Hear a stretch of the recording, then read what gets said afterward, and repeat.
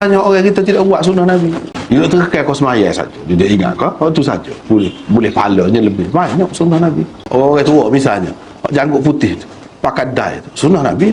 Tapi orang kita, jadi muda pula dah, dia kata dah. Macam-macam dia kata. Tak tua dia ni, nak muda sama. Dia ngaji, nak. Yalah, kalau orang perempuan pakai lagu tumpah dedah, itu kesalahan kerana dedah tu, bukan kesalahan kerana pakai tu. Hak tu pun Nabi suruh buat tak serupa dengan orang Yahudi. Orang Yahudi dia tidak dai rambut dulu pada masa Nabi dulu. Nabi kata jangan buat serupa dengan Yahudi, buat tak serupa.